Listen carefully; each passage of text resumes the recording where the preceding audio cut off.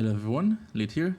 In today's video, I want to share a strategy that I've been doing since yesterday. This is my strategy to farm gold, and it's revolving around Blight. So there's a new Blight node, which is template ingenuity. This makes your tower after Blight encounter become a generic chest, and it drops quite a lot of gold, especially if we're talking about T4 tower. So the goal is to make as much T4 tower as possible on the Blight. That will give quite a lot of gold. I'm also playing around Black Spawn. This is also just for the additional chests, and if your build is not strong enough, I would suggest respec this node and allocate it into sturdy constructions. I'm also taking a Seance, and this is basically just to have more possessed monster, because possessed monster have more quantity, so it drop more gold. I also pair this with Shrine, so this is generic Shrine node, and the most important for Shrine is all that glitter. This makes your Shrine have 10% chance to be coveted Shrine, and this Shrine give you quantity and rarity, which is also going to boost your income for gold. And for the altars, I'm taking blue altars because of quantity and rarity once again, but for altars specifically, I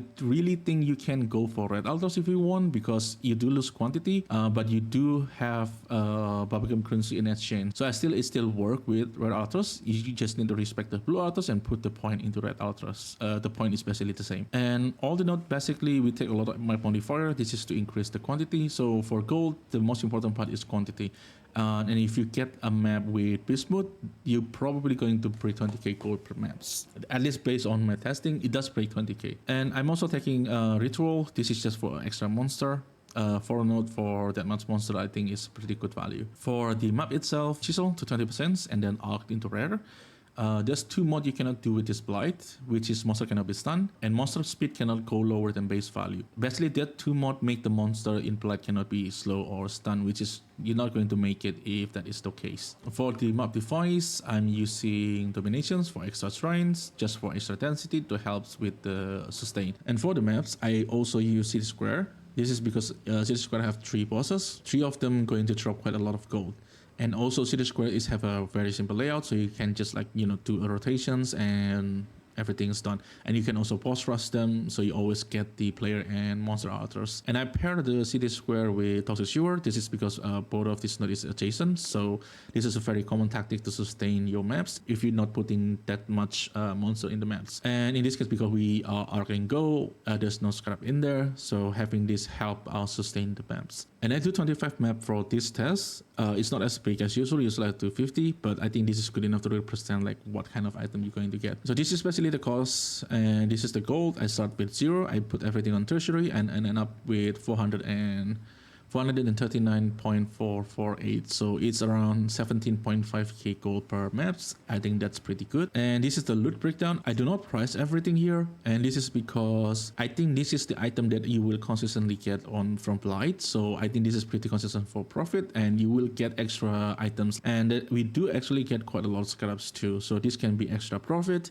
And also we got some unique map. This also can become profit. We got Tome. Tome is pretty consistent. I do test this for quite a while. Tome is the item that always going to exist here. And we also get quite a lot of unique. In this round we got Fortvow, Lightning Coil, Blood Notch. And few map after this I'm also getting the Immutable Force. So unique is very often here. So the chance to get a good unique actually not that bad. And we also have 2 Omen of Blanching. It's not that expensive. It's like 10c, something like that. And I do get a 1 lucky drop Divine.